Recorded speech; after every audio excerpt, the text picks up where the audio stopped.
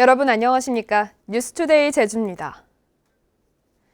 제2공항을 보조공항으로 국내선 전용으로 활용하겠다는 국토교통부의 기본계획을 보도해드렸는데요. 현 공항과 제2공항의 역할 분담이 타당한지 박주연 기자가 취재했습니다. 제2공항 기본계획에서 가장 관심이 쏠렸던 것은 기존 공항과의 역할 분담이었습니다. 용역 최종 보고서에는 기존 공항은 주 공항으로서 국제선 100%와 국내선 절반을 처리하고 제2공항은 나머지 절반을 처리하는 안이 제시됐습니다. 제2공항에서 국제선과 국내선 절반을 운항하도록 했던 사전 타당성 조사와 크게 달라진 것으로 용역진은 경제적 효율성을 고려했다고 밝혔습니다. 제2공항이 국제선을 가동하려면 세관과 이민, 검역 업무를 수행할 관련 시설과 인력이 투입돼야 하기 때문입니다. CIQ 시설의 부지 면적이라든가 시설에 들어가는 비용도 있을 것이고요. 그다음에 CIQ 시설을 유지하기 위한 인원도 추가로 투입돼야 하기 때문에 비용 측면에서도 지금 저희가 제시한 대안사가 타당한 걸로 저희가 판단하고 있습니다. 도민 문나들이도 불편해질 것으로 보입니다. 제주도민 70%가량이 제주시 동지역과 서부 지역에 거주하는 데다 서부 지역 주민이 성산까지 가려면 최대 왕복 4시간을 도로 위에서 보내야 하기 때문입니다. 공항 가는 것만 2시간, 3시간 걸리니까 성산까지 가서 이용하지 못할 것 같고 출장이나 여행 시간 빠듯한데 힘들 것 같습니다. 제2공항 건설 명분도 부족해 보입니다. 당초 제2공항은 24시간 운항이 가능한 동남아 중심의 허브공항으로 추진됐지만 국내선만 운항될 경우 이 같은 취지에 맞지 않기 때문입니다. 이제 24시간 운영해서 국제선을 많이 운영하겠다라는 그래서 관광객을 외국에서 많이 받아들이겠다는 것이었는데 실제로 이제 성산 제2공항은 그런 가능성이 없는, 그리고 실제로 이번 기본계획으로서 그게 확인된 거라고 봅니다. 산남 지역 균형 발전의 계기가 될 것이라며 추진된 제2공항이 정작 국내선만 운영하는 보조공항으로 활용될 경우 지역에 파급되는 경제적 효과도 미미할 것이라는 지적도 제기되고 있습니다. MBC 뉴스 박주연입니다. 제2공항 기본계획 수립 용역이 마무리되면서 제2공항을 둘러싼 갈등은 심화되고 공론조사를 요구하는 목소리는 커지고 있습니다. 하지만 공론조사 추진이 쉽지 않을 것으로 보여 갈등 해결의 단초를 찾기가 어려워 보입니다. 오승철 기자의 보도입니다. 아수라장이 된 제2공항 기본계획 수립용역 최종 보고회. 반대단체와 주민의 저지로 보고회는 무산됐지만 제2공항 건설 열차는 속도를 내면서 공론조사에 대한 요구는 커지고 있습니다. 그 지역 주민들, 실제 시설을 이용하는 주민들에게 의사를 물어보는 것은 당연한 절차라 보고요. 그 절차가 생략된 채 진행이 돼서 지금과 같은 갈등이 계속 이제 확산됐기 때문에 김태석 의장도 도민 의견 수렴이 필요하다고 다시 한번 목소리를 냈습니다. 소수 전문가의 의견보다 도민의 지혜를 모아야 할 때라며 제2공항 공론조사는 시간 끌기용이라는 원지사의 발언을 겨냥했습니다. 지금 이 갈등 상황이 발생한 가장 근본적인 이유가 무엇입니까? 바로 행정에서 도민 여론을 충실히 수렴하지 않았던 그 공론화 과정 생략이지 않습니까? 하지만 민주당 의원들 간에도 의견 조율이 안 되는 것으로 알려져 도의회가 직접 공론조사를 실시할 가능성은 매우 희박합니다. 국토부와 당정협의를 주도해 도민 의견 수렴에 합의했던 제주 지역 국회의원들 역시 자신들이 공론조사를 주도하는 것은 부적절하다며 다시 한번 당정협의를 통해 방법을 찾겠다는 입장입니다. 국토부는 오는 10월 제2공항 기본계획을 확정 고시할 방침입니다. 공론조사에 대한 부정적 입장을 밝힌 원희룡 지사에 이어 도의회와 지역 국회의원들마저 공론조사에 사실상 난색을 표하면서 제2공항을 둘러싼 갈등 해결의 돌파구는 찾기 어려워 보입니다. MBC 뉴스 오승철입니다. 제주도교육청은 올해 제1회 추가 경정 예산안을 당초보다 1,820억 원 증가한 1조 3,800억 원으로 편성했습니다. 이번 추경 예산에는 도내 모든 학교 교실에 공기청정기를 설치하기 위한 예산 30억 원과 중고교 신입생 교복 구입비 24억 원, IB 한국어 과정 운영 예산 3억 6천만 원이 편성됐습니다. 학교 증설과 시설 개선 등 시설 사업비도 1,211억 원을 반영했고 4.3 평화인권교육 활성화 지원에 2억 4천만 원을 포함했습니다. 전 남편 살해 사건 피의자 고유정이 검찰 조사에서도 여전히 우발적 범행을 주장하는 것으로 알려졌습니다. 검찰은 구속기간을 연장해 범행 동기를 밝히는 데 주력하기로 했습니다. 박성동 기자가 보도합니다. 경찰 조사 과정에서 우발적 범행을 주장해온 고유정. 검찰로 송치된 이후에도 전 남편이 자신을 성폭행하려 해 대항하다 범행을 저질렀다고 주장하는 것으로 알려졌습니다. 검찰은 진술 분석관 등을 투입해 지난 열흘간 조사를 실시했지만 출석 요구에 몇 차례나 응하지 않는 등 수사에 난항을 겪고 있는 것으로 보입니다. 이 때문에 오늘로 끝나는 구속기간을 다음 달 1일까지 연장하기로 했습니다. 검찰은 범행 동기 규명에 주력하겠다며 경찰 수사 결과를 토대로 보강 수사하고 있다고 밝혔습니다. 검찰이 범행 동기에 주목하는 것은 동기에 따라 최소 4년 이상에서 법정 최고형까지 형량이 크게 달라질 수 있기 때문입니다. 실제 살인을 저지른 고유정의 마음속을 들여다볼 수는 없거든요. 본인은 감형을 받기 위한 것이 최우선이기 때문에 그래서 그 말에 주목할 것이 아니라 객관적인 증거들을 검찰은 고 씨의 범행 동기와 수법을 밝힐 수 있는 증거를 보강해 이달 안에 구속 기소할 방침인 가운데 피해자 시신 수색은 난항을 겪고 있습니다.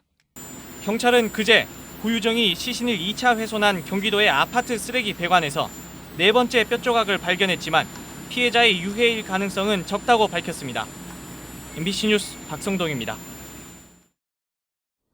유네스코가 제주도 전역을 생물권 보전 지역으로 확대 지정했습니다. 제주도는 프랑스 파리에서 열린 유네스코 국제조정이사회에서 최종 승인됐다고 밝혔습니다. 이에 따라 생물권 보전 지역은 제주 육상 전역과 추자도 등을 포함해 현재보다 4.7배 늘어 38만 7천 헥타르에 이릅니다. 제주도는 오는 10월부터 확대 지정에 따른 기념행사 등을 개최해 인지도를 높일 계획입니다.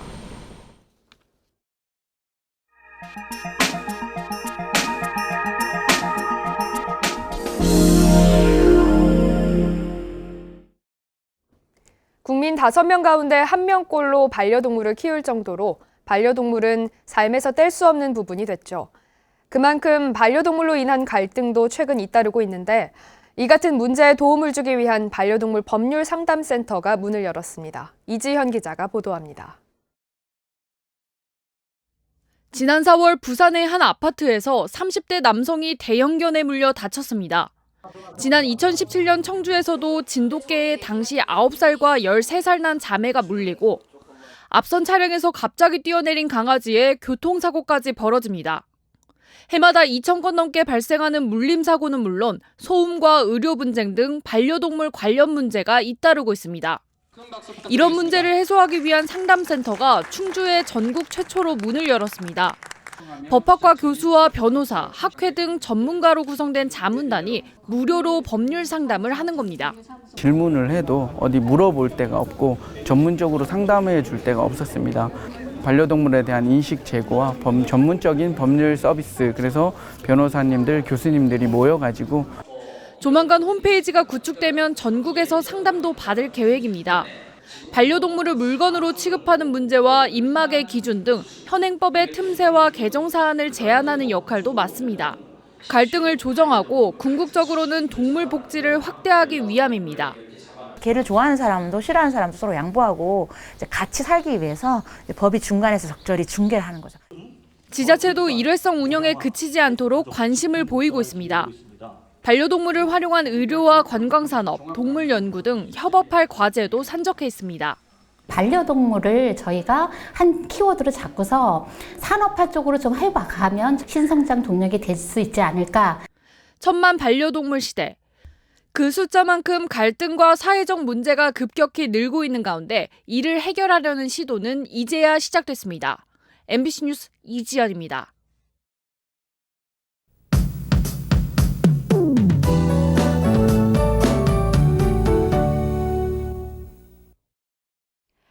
오늘은 구름이 많다가 오후가 되면서 점차 맑은 날씨를 보이겠습니다. 현재 기온 20도를 나타내고 있고 낮 최고 기온은 25도까지 오르면서 어제와 비슷하겠습니다. 오늘 오존 농도는 보통 수준을 보이겠지만 자외선 지수는 매우 높은 단계를 보이겠습니다. 강한 자외선에 30분 이상 노출될 경우 피부가 빨갛게 달아오르는 홍반이 생길 수 있습니다. 외출 시엔 자외선 차단제를 꼭 발라주셔야겠습니다. 다음은 자세한 지역별 날씨입니다. 현재 기온 북부와 남부 그리고 서부가 20도를 보이고 있고요. 오후가 되면서 점차 구름의 양이 적어지겠고 낮 최고 기온은 산간 지역을 제외한 대부분 지역이 25도의 분포를 보이겠습니다. 이 시각 섬 지역은 대체로 흐리고 구름 많은 가운데 현재 기온 19도 선에서 시작하고 있습니다. 해상은 대체로 흐린 날씨를 보이고 있고요. 바다의 물결은 제주도 남쪽 먼바다가 1에서 1.5m로 비교적 잔잔하게 일겠습니다. 현재 제주공항에는 옅은 안개가 낀 상태지만 항공편은 정상 운항되고 있습니다. 주간 날씨입니다. 주말엔 구름 많은 날씨를 보이겠고요. 다음 주 수요일엔 올해 첫 장맛비가 내리겠습니다. 날씨였습니다. 6.13 지방선거 당시 원희룡 후보 캠프에서 활동했던 현직 공무원 2명이 선거법 위반 혐의로 징역형을 선고받았습니다. 제주지방법원 형사 2부는 공직선거법 위반 혐의 등으로 기소된 제주도청 공보관 55살 강모 씨에 대해 징역 1년에 집행유예 2년을, 언론비서관 41살 고모 씨에게는 징역 6개월에 집행유예 2년을 선고했습니다. 이들은 지방선거 당시 상대 후보인 문대림 후보가 경선 직후 후원자들과 골프를 쳤다는 허위 사실이 담긴 논평을 언론사에 배포한 혐의로 기소됐습니다. 이들은 최종 판결에서 100만 원 이상 벌금형을 받으면 공무원 신분을 상실하게 됩니다. 제주지방검찰청은 태권도 승단심사 조작 논란이인 제주도 태권도협회장 64살 A씨를 업무 방해 혐의로 약식 기소했습니다. 검찰에 따르면 A씨는 2017년 12월과 이듬해 3월 열린 공인 품단 심사에서 탈락한 7명을 임의로 합격시킨 혐의입니다. 지난 1월 협회 관계자들은 기자회견을 열어 태권도 승단심사 조작 의혹을 제기했고 이에 대해 협회장은 반박 기자회견을 열어 부인해왔습니다. 옥수수에 피해를 주는 열대 거세미 나방이 국내 처음으로 제주에서 발견됐습니다. 농촌진흥청은 제주시 구자읍과 조천읍, 옥수수 재배농가 4곳에서 열대 거세미 나방이 확인돼 해당 지역에 방제 작업을 마쳤다고 밝혔습니다. 농진청은 옥수수 재배농가의 예찰을 강화해 줄 것을 당부했습니다. 제주시가 자동차세 고지서를 대규모 중복 발송한 것으로 확인됐습니다. 제주시는 지난 10일 올해 6월분 정기분 자동차세 고지서를 발송하는 과정에서 연동과 노형동 등 일부 지역 고지서 5만여 건이 중복 출력돼 이중으로 송달된 것으로 확인됐다고 밝혔습니다. 제주시는 대상자에게 중복 발송 사실을 알리고 은행 각 지점에 이중 납부가 이뤄지지 않도록 조치해 줄 것을 요청했습니다. 제주도 동물위생시험소는 오는 24일부터 다음 달 6일까지 동물병원 리모델링 공사로 인해 방문객 출입과 보호동물 분양을 중단합니다. 다만 동물 구조와 유기동물 입소 반환 업무는 정상적으로 진행되며 보호동물 검진도 실시됩니다. 유명 브랜드를 위조한 이른바 짝퉁 상품 판매점들이 무더기로 적발됐습니다. 제주시는 한국지식재산보호원과 함께 제주 시내 주요 상가를 점검해 가방과 의류, 선글라스 등 위조 상품을 팔던 19개 업체를 적발했습니다. 제주시는 이번 위반 업체에 시정 권고 조치하고 재차 적발되면 고발 조치하기로 했습니다.